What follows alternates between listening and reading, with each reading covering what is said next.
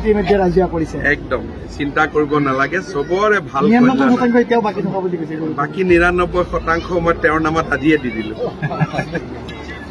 আৰু এই সম্পত্তি কৰাৰ ক্ষেত্ৰত আকৌ মই দেখিলো আজি কোনোবা মোক পঠালে যে মুখ্যমন্ত্ৰী মহোদয়ে কৈছে যে কিমান 99% আকৌ সম্পত্তি দি দিব এই মই খালি মানে জানিবলৈহে বিচাৰোঁ মোক সম্পত্তি নালাগে কিন্তু ইমান সম্পত্তি হ'ল কেনেকৈ মই সেইটোৱে জানিবলৈ বিচাৰোঁ মোক নালাগে কিন্তু হ'ল কেনেকৈ সেইটোৱে আমাক অলপ বুজাই দিয়ক এনেকৈ মই বিচাৰোঁ অসমৰ প্ৰত্যেক নিবনুৱা যুৱকসকল প্ৰত্যেক বাগানৰ শ্ৰমিকসকল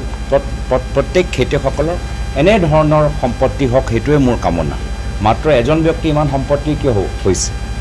তেওঁৰ সম্পত্তি ইমান হৈছে মোৰ ক'বলৈ একো নাই কিন্তু হ'ল কেনেকৈ সেই কাৰণটো অলপ ৰাজহ কৰকচোন যাৰ ফলত আমাৰ নিবনুৱা যুৱকসকল শ্ৰমিকসকল সাংবাদিকসকল খেতিয়কসকল চিকিৎসকসকল শিক্ষকসকল তেওঁলোকৰ একে সম্পত্তি হওক মই যিমান জানো আজি তাৰিখত মিডিয়া ইণ্ডাষ্ট্ৰী ইমান ভাল অৱস্থা নহয় আজি তাৰিখত কি যোৱা 10-11 বছৰৰ পৰা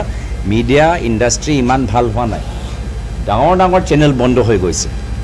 ডাঙৰ ডাঙৰ মানে দিল্লীত ডাঙৰ ডাঙৰ ষ্টাৰ টিভিৰ দৰে চেনেলবোৰ তেওঁলোকে চলাব পৰা নাই বিক্ৰী কৰিবলৈ হ'ল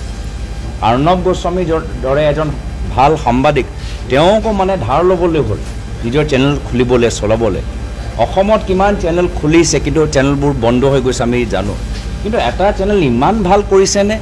যে সেই চেনেলৰ ইমান প্ৰফিট হৈ যোৱাৰ পিছত এতিয়া ৰিজৰ্ট হৈ গৈছে স্কুল হৈ গৈছে বাগান কিনিবলৈ আৰম্ভ কৰিছে এইটো কি মডেল য'ত গোটেই ভাৰতৰ ভিতৰত গোটেই পৃথিৱীত আজি টিভি চেনেলৰ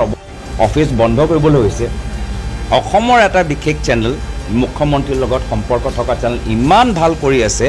যে তেওঁলোকৰ এতিয়া ৰিজৰ্ট হৈ গৈছে বাগান হৈ গৈছে স্কুল হৈ গৈছে তো মই সেইটোৱে জানিবলৈ বিচাৰিছোঁ মোক মুখ্যমন্ত্ৰী মহোদয়ৰ সম্পত্তি নালাগে কিন্তু ইমান সম্পত্তি কেনেকৈ হ'ল এই কাৰণবোৰ অলপ ৰাজহুৱা কৰক আৰু এই সম্পত্তি কৰাৰ ক্ষেত্ৰত আকৌ মই দেখিলোঁ আজি কোনোবা মোক পঠালে যে মুখ্যমন্ত্ৰী মহোদয়ে কৈছে যে কিমান 99% আকৌ সম্পত্তি দি দিব এই মই খালি মানে জানিবলৈহে বিচাৰোঁ মোক সম্পত্তি নালাগে কিন্তু ইমান সম্পত্তি হ'ল কেনেকৈ মই সেইটোৱে জানিবলৈ বিচাৰোঁ মোক নালাগে কিন্তু হ'ল কেনেকৈ সেইটোৱে আমাক অলপ বুজাই দিয়ক এনেকৈ মই বিচাৰোঁ অসমৰ প্ৰত্যেক নিবনুৱা যুৱকসকল প্ৰত্যেক বাগানৰ শ্ৰমিকসকল প্ৰত্যেক খেতিয়কসকলৰ এনেধৰণৰ সম্পত্তি হওক সেইটোৱে মোৰ কামনা মাত্ৰ এজন ব্যক্তি ইমান সম্পত্তি কিয় হৈছে তেওঁৰ সম্পত্তি ইমান হৈছে মোৰ ক'বলৈ একো নাই কিন্তু হ'ল কেনেকৈ সেই কাৰণটো অলপ ৰাজহ কৰকচোন যাৰ ফলত আমাৰ নিবনুৱা যুৱকসকল শ্ৰমিকসকল সাংবাদিকসকল খেতিয়কসকল চিকিৎসকসকল শিক্ষকসকল তেওঁলোকৰ একে সম্পত্তি হওক মই যিমান জানো আজি তাৰিখত মিডিয়া ইণ্ডাষ্ট্ৰী ইমান ভাল অৱস্থা নহয় আজি তাৰিখত কি যোৱা 10-11 বছৰৰ পৰা মিডিয়া ইণ্ডাষ্ট্ৰী ইমান ভাল হোৱা নাই ডাঙৰ ডাঙৰ চেনেল বন্ধ হৈ গৈছে ডাঙৰ ডাঙৰ মানে দিল্লীত ডাঙৰ ডাঙৰ ষ্টাৰ টিভিৰ দৰে চেনেলবোৰ তেওঁলোকে চলাব পৰা নাই বিক্ৰী কৰিবলৈ হ'ল অৰ্ণৱ গোস্বামীৰ দৰে এজন ভাল সাংবাদিক তেওঁকো মানে ধাৰ ল'বলৈ হ'ল নিজৰ চেনেল খুলিবলৈ চলাবলৈ অসমত কিমান চেনেল খুলিছে কিন্তু চেনেলবোৰ বন্ধ হৈ গৈছে আমি জানো কিন্তু এটা চেনেল ইমান ভাল কৰিছেনে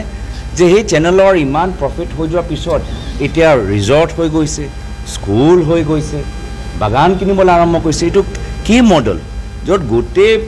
ভাৰতৰ ভিতৰত গোটেই পৃথিৱীত আজি টিভি চেনেলৰ অফিচ বন্ধ কৰিবলৈ হৈছে অসমৰ এটা বিশেষ চেনেল মুখ্যমন্ত্ৰীৰ লগত সম্পৰ্ক থকা চেনেল ইমান ভাল কৰি আছে যে তেওঁলোকৰ এতিয়া ৰিজৰ্ট হৈ গৈছে বাগান হৈ গৈছে স্কুল হৈ গৈছে তো মই সেইটোৱে জানিবলৈ বিচাৰিছোঁ মোক মুখ্যমন্ত্ৰী মহোদয়ৰ সম্পত্তি নালাগে কিন্তু ইমান সম্পত্তি কেনেকৈ হ'ল এই কাৰণবোৰ অলপ ৰাজহুৱা কৰক চেনেলবোৰ বন্ধ হৈ গৈছে আমি জানো কিন্তু এটা চেনেল ইমান ভাল কৰিছেনে যে সেই চেনেলৰ ইমান প্ৰফিট হৈ যোৱাৰ পিছত এতিয়া ৰিজৰ্ট হৈ গৈছে স্কুল হৈ গৈছে